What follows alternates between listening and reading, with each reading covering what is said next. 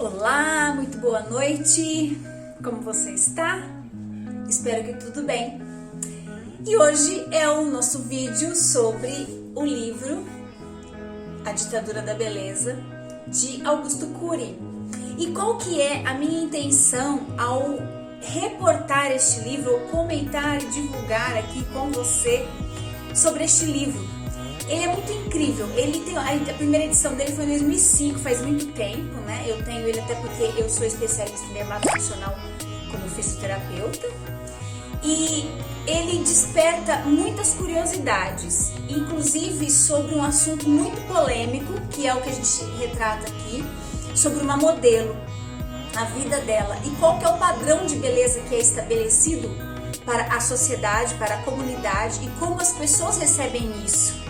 Né? E essa personagem que na verdade é uma coletânea do Augusto Cury de pessoas reais e histórias verdadeiras, mas que ele trocou o nome, trocou, né, tudo para preservar a identidade das pessoas. E ele conta a história dessa modelo que tentou tirar a vida, 16 anos ela tinha.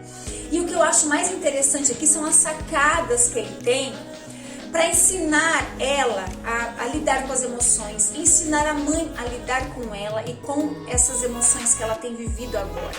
Então eu acho interessantíssimo a gente ampliar o conhecimento, ampliar a nossa mente em função de entender essas situações e às vezes nos entender, né? Às vezes você precisa entender algumas coisas do seu corpo também, se aceitar, né? Se amar e dar valor nas coisas que você tem. E os padrões muito inatingíveis de beleza, não compre eles. Compre a beleza que para você é bom. É a sua beleza, é o que o seu corpo pode ser, é o que o seu corpo pode ter, é como você pode se aceitar e se mostrar para o mundo, certo?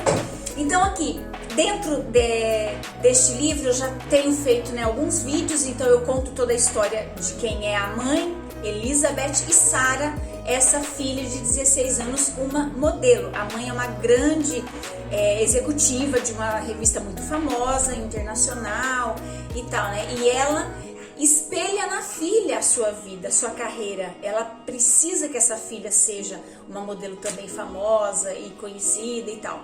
E será que a filha queria isso? Será que era isso que ela almejava? Então eu falei sobre isso nos vídeos anteriores e como ela saiu dessa tentativa de suicídio, como ela sobreviveu a isso e os primeiros atendimentos que o doutor fez com ela, que no caso é o Augusto Cury, mas ele muda o nome e ele fala na terceira pessoa. Então aqui, hoje eu vou continuar essa história, vou dar um desfecho de outra sessão que ele faz. E eu acho interessante essas sessões que ele faz, porque é nelas que a gente pega sacadas, que a gente pega pensamentos, que a gente amplia a visão, entende o outro, entra na empatia. Isso eu acho muito legal. E também dentro da estética também, eu aproveito e falo algumas coisinhas também quando cabe, né, sobre os tratamentos, sobre o que é mais adequado e o que não, né? E hoje vivendo esse caminho das terapias, né? Tenho percorrido esse caminho, hoje sou uma terapeuta e sempre em busca do autoconhecimento, da autorresponsabilidade, sempre aplicando em mim antes de passar para o meu cliente, né? Então passando um pouquinho do meu conhecimento, um pouquinho só do que eu tenho aprendido, que eu acho que isso colabora muito com as pessoas, né? Então quando o doutor psiquiatra fez o primeiro atendimento com Sarah, ela foi obrigada pela mãe. Só que aí ele tinha várias sacadas de perguntas, de questionamentos, e ele foi conseguindo tirar aquela armadura, porque Sarah vivia dentro de uma armadura. Ela não se abria, ela não falava, ela só reagia, e reagia de forma muito drástica, muito brusca, muito ríspida, porque ela é ferida, ela está ferida, e ainda ela está. Então ela não sabe como lidar com isso. Então ela lida com isso agredindo o outro, né? Então assim, depois dos outros vídeos vocês vão ter conhecimento disso, se tiver interesse em assistir os outros. Ele começa a tirar isso dela, a deixar ela mais aberta, deixar ela mais receptiva, né? Mais à vontade para poder falar dela, que ela tem muita dificuldade, porque ela precisa ser perfeita, ela precisa ser ótima, ela precisa ser linda, ela precisa ser magra, ela precisa falar bem, ela precisa se portar. Então, assim, é tudo muito para ela, né? E desde pequena foi assim. E aí, o doutor sempre deixa aberto para ela, se você tiver vontade de voltar, será um prazer te receber. E ela volta, e daí ela já volta espontaneamente. Ela não volta mais obrigada porque a mãe marcou e tal, né? Já uma atitude que ela quer fazer. E quando é a pessoa que quer, quando é a pessoa que decide, aí é muito mais amplo o resultado, porque a pessoa está muito mais aberta para se doar, para falar e para receber o que o outro tem a dizer. Então agora começa a ficar mais dinâmico e ela começa a contar coisas mais interessantes para a gente perceber. Então quando ela retorna ao consultório, o próprio médico já fica mais tranquilo porque entende que ela quis, né? Ela quis vir. E toda aquela resistência que ela aplicava no começo já está menos. Ela já está mais tranquila, ela já está respeitando mais o papel dele, entendendo a função dele para a vida dela e percebendo que isso pode ser proveitoso, isso pode ser contribuição para a vida dela.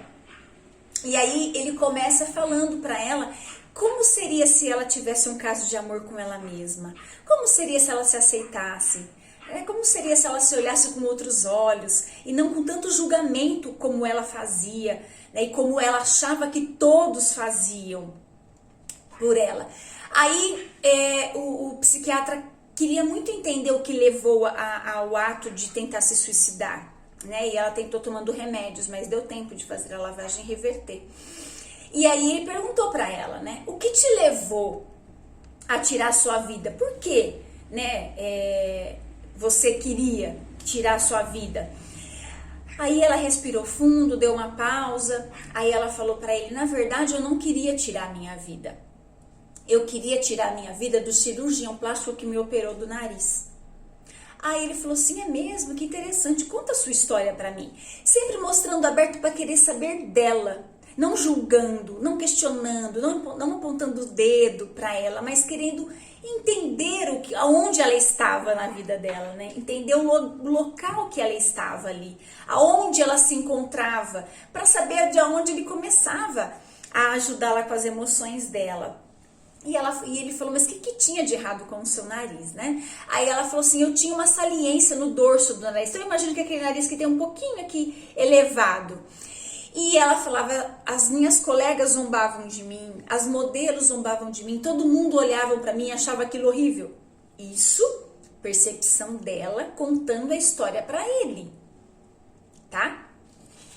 E aí ela ela estava muito insatisfeita, muito depressiva por causa desse nariz, não estava conseguindo se olhar no espelho mais, ela se achava horrorosa, né? E quando as pessoas falavam que não tinha, que aquilo não era um defeito, não tinha nada, era só ela que via, ela não acreditava. E assim ela foi atrás de um cirurgião plástico, que era um cirurgião renomado e tal, que já tinha feito algumas modelos que ela tinha contato, papapá, e aí ela foi.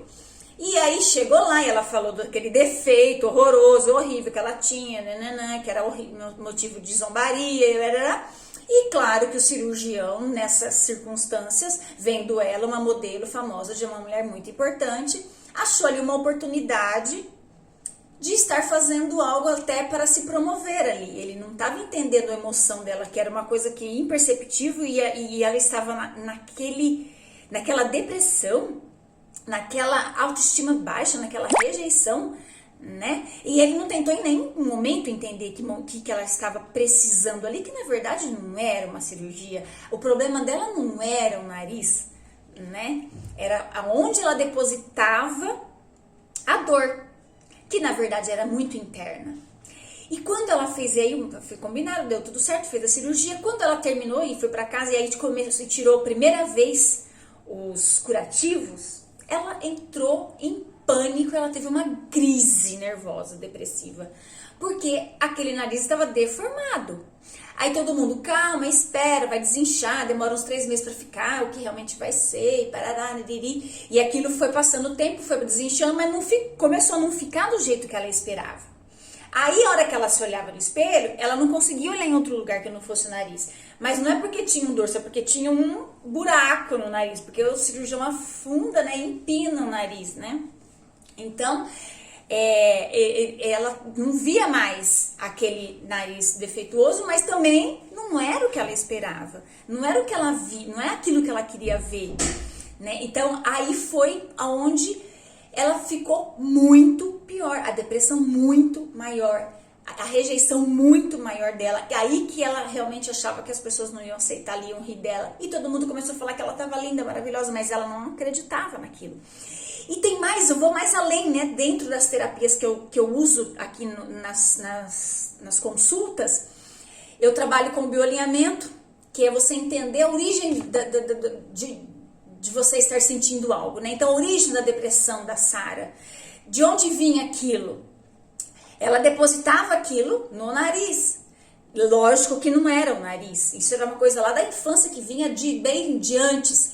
Mas quando o médico mexeu aonde ela canalizava, era como se tivesse mexido na ferida e machucado mais. Porque feriu mais, não corrigiu e não melhorou nada que ela estava sentindo. Quando ela foi fazer a consulta com o médico, ele falou pra ela que ia ficar lindo, maravilhoso, que ela ia adorar, que ela ia se aceitar, que ela ia resolver todos aqueles problemas emocionais que ela estava ali, de não se achar aceita e das pessoas olharem pra ela. Então ela botou uma expectativa que agora é a solução da minha vida. A hora que eu fizer essa cirurgia, uau, tudo vai mudar. Ela fez a cirurgia e piorou. Porque aí já não era mais nem ela nem se reconhecia no defeito, porque fizeram um outro defeito nela, para ela, na visão dela, na percepção dela. E quando o doutor questionava ela, né, ficava falando para ela, o psiquiatra, é mesmo, Sara? E aí, e como foi? E ela ia se aprofundando naquela dor que ela estava sentindo. E quando ela pôs para fora, ele falou, qual é o teu sentimento em relação a esse médico? Ela falou, é de muito ódio, muita raiva. Eu quero matá-lo. Mas na verdade, gente, olha só, a raiva e o ódio que ela está não é do médico. É uma raiva e um ódio que aconteceu dentro dela. Ela desenvolveu essa raiva e esse ódio e não era pelo médico. Era por várias outras coisas, era pela identidade dela, pela aceitação dela que não acontecia, pelo relacionamento dela com a mãe, pela mãe que não conseguia olhar e enxergar ela, só enxergava o que a mãe queria ver, só enxergava modelo, só enxergava as coisas que ela tinha que ser e fazer, não enxergava quem ela realmente era. Então, esse ódio, raiva e ódio é algo que ninguém coloca dentro de nós. As pessoas conseguem só apertar o gatilho pra gente pôr pra fora isso. Então, essa raiva era dela, esse ódio era dela. E ela queria matar alguém, mas a responsabilidade ela queria jogar em alguém. Como ela não conseguia resolver essa responsabilidade em ninguém, ela foi tentar contra a própria vida. Mas todo mundo que vai tentar contra a própria vida, na verdade, ele não quer tirar a vida dele, ele está gritando por ajuda e por socorro, mas ninguém está olhando para isso, ninguém está dando importância para isso. E é como a pessoa não consegue retirar aquilo que está trazendo essa dor, não consegue acabar com aquilo que está trazendo essa dor, ela vai tentar acabar com ela, porque aí a dor acaba. Se eu não estiver vivo, está tudo resolvido. Mas na verdade não é isso que a pessoa quer. A pessoa quer arrancar a dor de dentro dela. A pessoa quer sair da ferida. Ela quer sair daquele machucado profundo. Né? E quando ela coloca isso, o Dr. Oli pensa, isso é só a ponta do iceberg do que essa menina tem. Então, quando a gente olha a dor de alguém, pensa que aquilo ali, mesmo se você é um profissional que atende alguém, você é um terapeuta, né, um psicólogo, um psiquiatra, enfim, quando a pessoa falar da dor dela, se ela já está falando da dor, ela já está indo profundo, mas pensa que aquilo ali não é o problema. Aquela dor não é o problema, entendeu? Então, assim, como eu já falei em outros vídeos sobre esse livro, quando um cirurgião plástico recebe alguém, e quando eu recebo alguém para fazer algum tratamento estético, eu tenho que entender qual é o emocional que está levando aquela pessoa a fazer aquilo. Às vezes ela quer resgatar um casamento e ela não sabe como fazer. Então ela quer fazer uma cirurgia porque ela acha que o corpo perfeito vai trazer o marido mais próximo.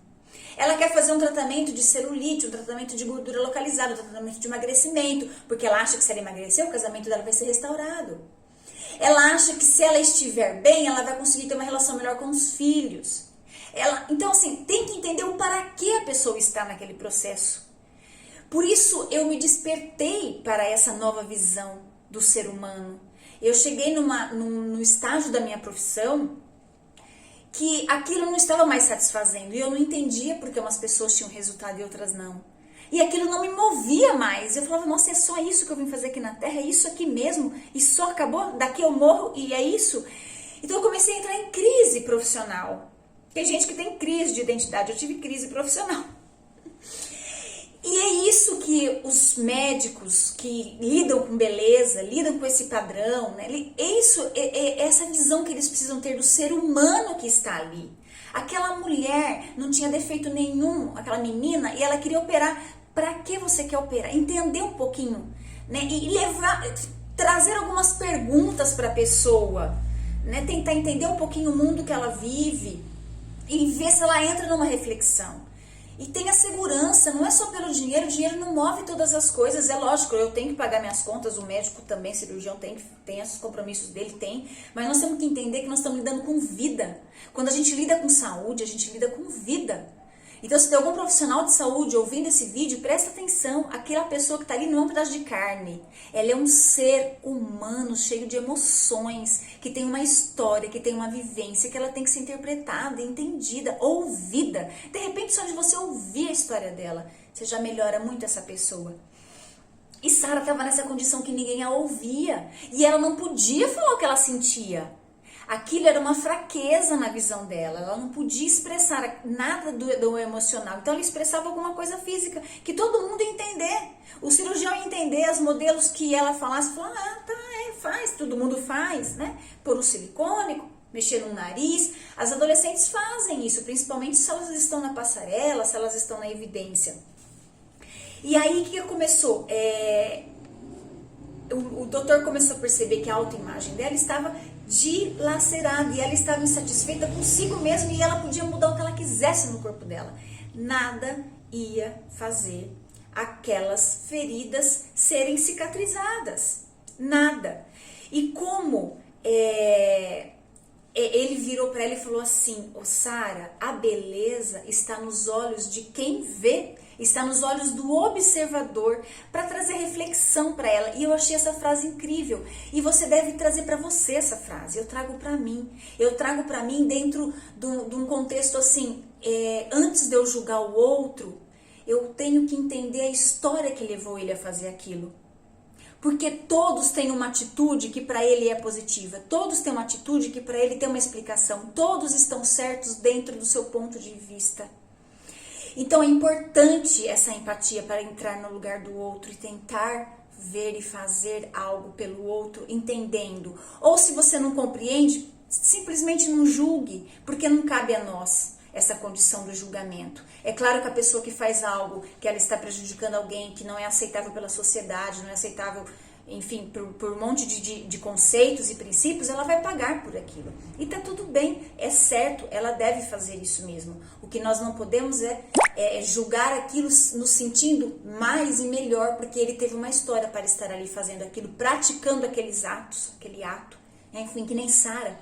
É muito fácil você julgar alguém que tentou tirar sua vida. Você parou e tentou ouvir um pouquinho a história daquela pessoa? Aquela pessoa teve oportunidade de falar, né? Então, isso é muito importante.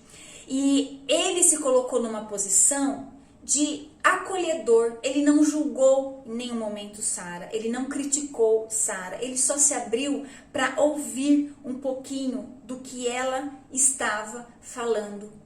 E aí a Sara começou a ter tranquilidade para ir mais fundo no seu emocional. E ela começou a tirar as cascas. É como uma cebola, né? Ela começou a descascar suas emoções e falar para ele. E aí ela ficou um pouquinho em silêncio e virou para ele e deu uma notícia para ele que para ele foi assim... Ao mesmo tempo, ele se sentiu feliz por ela estar se abrindo com ele e falando do seu mais íntimo emocional. Por um outro lado, ele falou, meu Deus, essa menina precisa muito de ajuda, tadinha. Ninguém olhou para essa menina até hoje. E aí foi onde ela falou o que ela estava realmente passando.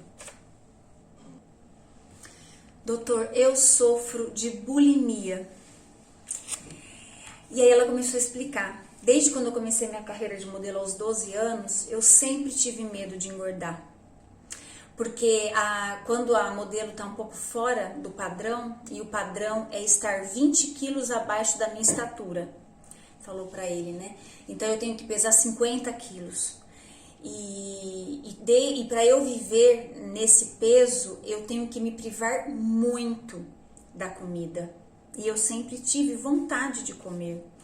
E o fato dela ter ansiedade por não engordar, por ter uma carreira perfeita, por ser perfeita, por tudo isso, o que ela queria fazer? Comer. Ela queria se saciar, se aconchegar com o alimento. E se ela comia, ela poderia engordar. E 2 quilos acima, tem empresas que já não contratam mais para desfilar. Marcas que já não aceitam, né? Então, ela se sentia muito cobrada. E aí, o que ela fazia? Provocava o vômito. Aí ela falou, no começo era 1, 2 vezes por semana. Depois começou a ser todos os dias. Até que era uma tortura para mim ter que sentar à mesa. Porque era eu sentar e depois eu ter que ir provocar esse vômito e tirar tudo aquilo de dentro de mim. E quando a gente olha por outros viés terapêuticos, eu vou mais fundo. O que representa ir provocar esse vômito? O que representa eu arrancar esse alimento que eu comi de dentro de mim? Representa eu querer tirar a vida, a vitalidade de dentro de mim, porque se eu não aceito os nutrientes no meu corpo, eu estou caminhando para a morte. Então, é uma alteração psiquiátrica, né? Psiquiátrica, por vários conflitos que a pessoa passa no mesmo assunto: rejeição, não aceitação da própria imagem, não aceitação do ser. E isso vai causando peso cerebral, vai trazendo conflitos e pesos cerebrais, vai demarcando o cérebro da pessoa. E conforme vai passando os anos, e ela já desenvolveu isso aos 12, então ela passava muito esses conflitos, ela acionava muito esses gatilhos. E aí o corpo, o cérebro não consegue mais resolver aquilo, e ele joga para o corpo resolver. E aí ele joga para o corpo e a pessoa não entende a linguagem dele. A pessoa não entende o que o corpo quer dizer com aquilo. Mas o corpo quer dizer, você está caminhando para a morte. Se você continuar nessa vida que você está, a morte é o fim. E é o fim breve, porque a morte é o fim para todo mundo. Mas breve, né? Só que ela não tinha esse conhecimento, claro, ela não entendia dessa forma e ela achava que ela simplesmente estava fazendo o quê? Jogando a comida para fora, porque ela não queria engordar, porque ela queria estar plena para o desfile. E a coisa era muito mais séria do que isso. E o que ela estava vomitando? Será que ela estava vomitando só a comida? Ou ela queria vomitar a vida dela? Ela queria vomitar aquele sentimento de culpa que ela trazia consigo mesma de estar naquela condição, né? Não aceitação, culpa, rejeição, isso vai acumulando na pessoa. E será que não era isso que ela queria vomitar? Na verdade, né? Aquela escravidão de uma imagem perfeita, uma escravidão de uma imagem que ela não ia sustentar, né? E ela começou a contar que as semanas dos desfiles, como era torturante para ela, porque aí ela tinha que se privar mesmo da alimentação.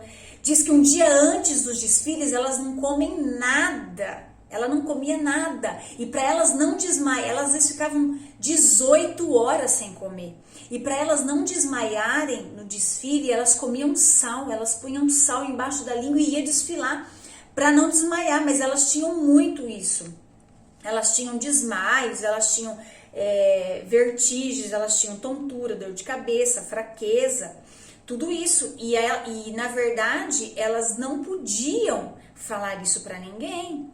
Elas tinham que passar uma imagem que elas eram magras porque a natureza quis, e elas levavam aquilo com tranquilidade. Elas não podiam falar o que elas faziam para manter aquilo.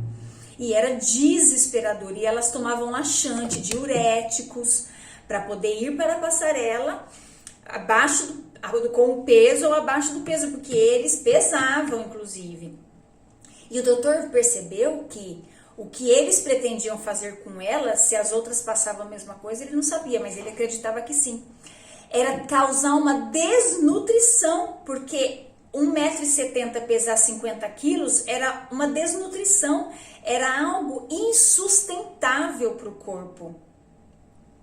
E aí ela foi contando o que estava trazendo aquilo para ela, a falta de nutrientes, o que estava levando aquela desnutrição para o corpo dela, né? Então, o cabelo fraco, as unhas, até ela falou sobre a menstruação.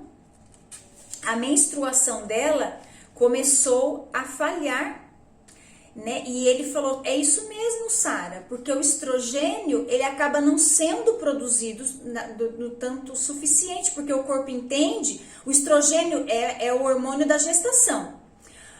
O corpo entende que essa pessoa desnutrida não tem condições de procriar algo. Como é que esse corpo, que mal está dando conta da sobrevivência, vai gerar uma vida? O corpo é muito sábio.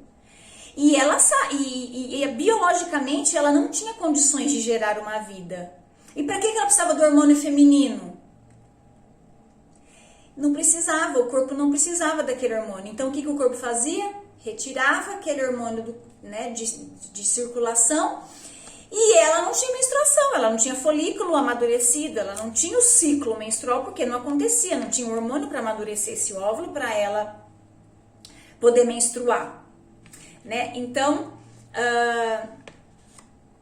ela começou a relatar todos esses problemas para ele e ele ficou feliz dela estar se abrindo, mas ele entrou num estado de pena, né?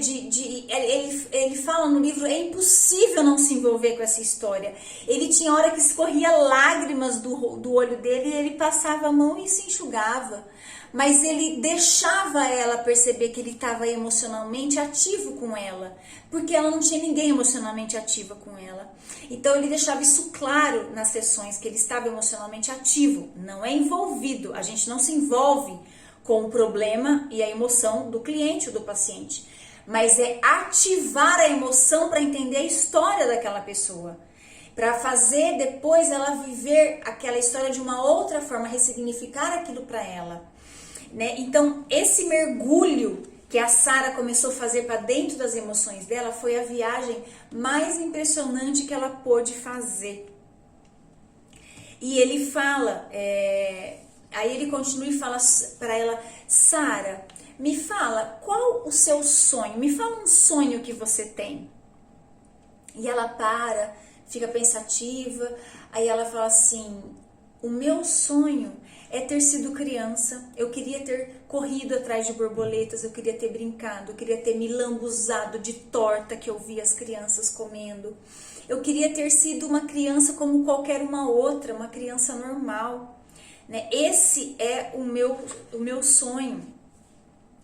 E aí ele fala, e ela fala, e tem tanto adolescente me imitando, se espelhando em mim, porque eu passo sempre aquele sorriso, aquela cara de felicidade, eu estou sempre bem nas fotos, eu pouso bem, né, para as fotos, e as pessoas acham que aquilo sou eu, e aquilo é uma personagem, aquilo não sou eu. Elas não sabem como dentro de mim eu estou extremamente destruída. E olha que observação que a gente deve se abrir para olhar para os nossos filhos, para olhar para os nossos pacientes, para olhar ao nosso redor, com quem a gente convive, com quem a gente convive no trabalho, entender um pouquinho da história daquela pessoa, um pouquinho de empatia sobre o outro, né? Porque às vezes você tá ali, é que nem as vidas de Instagram hoje, né? Maravilhoso, né? TikTok, Instagram, Reels, tudo lindo, tá todo mundo maravilhoso, tá todo mundo bem, ninguém nem tem conta para pagar, tá todo mundo milionário, é algo assim, surreal. E se você acha que é só você que não deu certo na vida, que tem boleto para pagar, que tá sem grana, né, com relações aí atropeladas, não conseguindo ter uma relação legal com os pais, ou com os filhos, ou com um parceiro, você fala, nossa, sou eu, o que tem de errado comigo, né? E tá tudo bem, não tem nada de errado com você. Pense que atrás daquele sorriso pode não ter aquela pessoa, né? Às vezes aquela excessividade de aparecimento, excessividade de exposição, talvez seja algo que precisa ser suprida nessa pessoa, né? E de repente ela usa isso para viver, ela usa isso para ganhar dinheiro. Então você tem que ver o motivo que faz aquela pessoa estar ali daquela forma se expondo e feliz da vida, feliz e rica, né? E não levar para sua vida. Olhe para você. Veja o que você está fazendo pela sua vida, o que você está fazendo pelo seu corpo, como você pode se ajudar. É isso que você tem que ver, é aí que você tem que olhar, não é o outro. Né? Olha a história dessa menina de 16 anos, modelo. Como que pode estar nessa situação? E aí ele fala para ela, né, Sara, e além disso você tem mais algum? Aí ela fala, eu queria ter sido escritora, mas os meus pais dizem que eu não ia ganhar dinheiro como escritora porque eu sou péssima para escrever, eles não me incentivaram, e como estava tudo certo para eu ser modelo, foi o que eu quis ser. Aí ele disse assim, aí ele falou assim para ela, né? E como que é a sua relação com a sua mãe? Como que é seu sentimento pela sua mãe? Ele queria entender um pouquinho como que era essa relação, né? Aí ela disse assim, eu não entendo. Todos gostam de minha mãe e elogiam e admiram, mas não sei o que sinto. Na realidade, meus sentimentos são duplos. Eu a amo, mas parece que em alguns momentos eu a odeio. Eu a admiro e a rejeito. Enxugou os olhos. Minha mãe queria que eu fosse educada à sua imagem e semelhança. Tinha de estar sempre bem arrumada para receber elogios. Transformou-me numa boneca que combinava cada peça de roupa. Mas no fundo eu queria ser apenas uma criança, solta, alegre, com todos os meus defeitos. Ah, como eu invejava as crianças que comiam tortas de maçãs, lambuzando o rosto.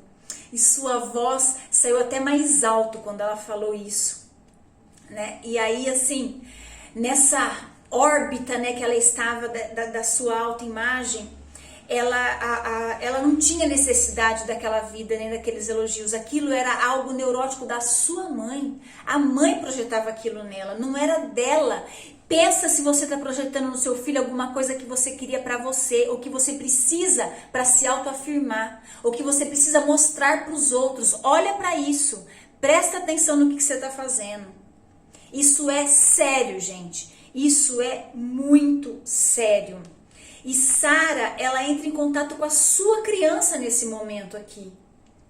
Né? Então Sara agora ela vai ter que rever muita coisa na vida dela. Ela vai ter que ir atrás de muito tempo perdido. Ela vai ter que ir atrás de brincar com a sua criança. Ela vai ter que ir atrás de pôr a criança dela para se lambuzar com torta, para fazer coisas que ela gostaria de ter feito. É a mesma coisa? Não é. Porque a criança tem outro paladar, tem outro motivo, aquela comida, aquela torta, aquelas coisas. Mas ela precisa voltar e falar um pouco com a sua criança, para ela poder seguir em frente como adulta daqui para frente. Entendeu? Então, ele fala para ela, Sara, descubra o mundo maravilhoso que tem ao seu redor. E não precisa viver nesse caos que você está para mostrar nada para ninguém. Aprenda e entenda quem você é. Tenha uma relação de amor com você. É isso que importa. E é isso que importa sempre, Sara. Você sempre em primeiro lugar. E ela assim, nossa, toda leve, né? Porque ela conseguiu falar para alguma pessoa algo que estava destruindo ela, né? Destruía essa patologia que ela tinha, né, da embolia, destruía ela. Então, quando ela conseguiu pôr para fora esse problema que ela vivia, a bulimia, quando ela conseguiu pôr para fora essa patologia que ela estava, emocional, psíquica, psiquiátrica, foi um alívio para ela. E daí ela terminou a sessão com o doutor pedindo um abraço. Posso te abraçar? E ele foi e deu um abraço nela.